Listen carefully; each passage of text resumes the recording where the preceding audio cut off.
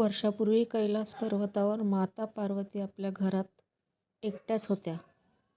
मला एक गोडसं बाळ हवंय, माझं स्वतःचं. पार्वती मातेने माती घेतली आणि प्रेमाने एक लहानसा गोंडस मुलगा बनवला. उठ बाळा, मी तुला प्राण देते. तू माझा मुलगा आहेस. इथे दारावर उभा राहा आणि कोणीही आत येऊ देऊ नकोस. थोड्याच वेळात भगवान शंकर तिथे आले. बाळा, मला आत जाऊ दे.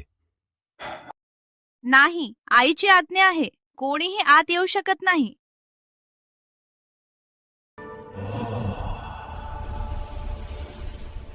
चुकून मोठा प्रसंग घडला आणि पार्वती माता फार दुःखी झाल्या. हा माझा मुलगा आहे, त्याला परत जीवन द्या.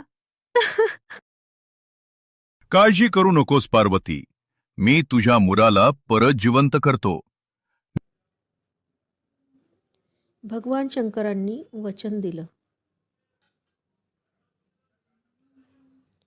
आकाशातून एक हत्ती आला आणि त्या हत्तीचं मस्तक मुलावर बसवलं गेलं. चमत्कार झाला. असा झाला गणपती बाप्पांचा जन्म.